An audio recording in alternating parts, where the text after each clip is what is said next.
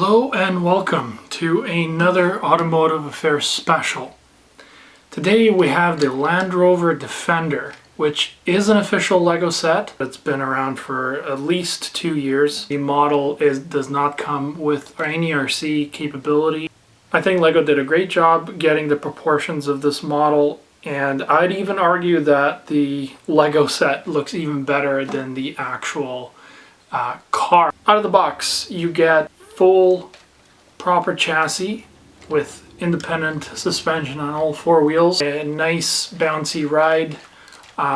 This is by far probably the best suspension I've ever seen in any LEGO Technic set.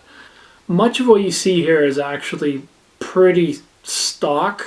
The only difference, of course, you can see the 2 motors there that drive all wheels. You have one shaft that connects two separate axles, and you have wheels spinning at the same time.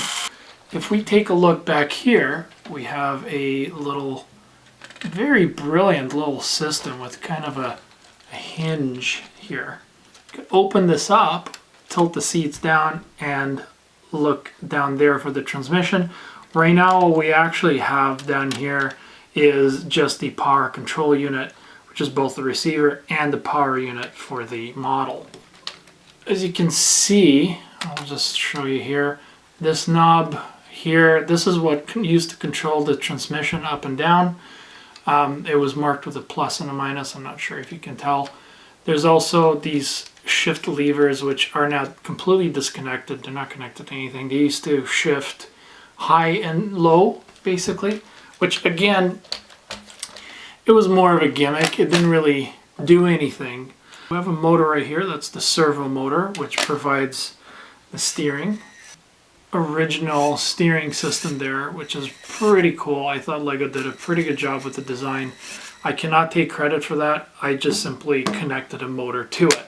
Now we have a really detailed engine bay here, but as you can see, there's some grinding going on. It was working fine earlier, but it seems that there is some kind of torsion or something's gone wrong, so it doesn't really work anymore, much like a real Range Rover.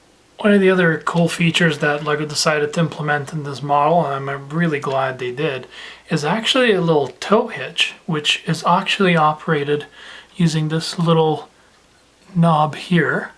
So you turn that, and this does require 2 hands. So you pull that, and then you pull this out, which is really cool. I thought that's really neat. It's not motorized, and frankly, trying to put a motor in there would be a little difficult, but it could probably be done. I just couldn't be bothered because I thought this is a pretty cool system. And then you have a little knob here that allows you to basically pull it back in. So that's the LEGO Defender, folks. I hope you enjoyed it. Like I said, I think it's a really cool set. If you can get your hands on one, do it. There's lots of great parts in here. Lots of opportunity for modification. Personally, I feel like there's a lot more potential for this model in remote control form. But like I said, if you do decide to go down that path, make sure to go easy on it, just so to avoid any body or motor or gear damage, as I had to learn the hard way. Thank you very much for watching. I hope you enjoyed it, and hope to see you next time.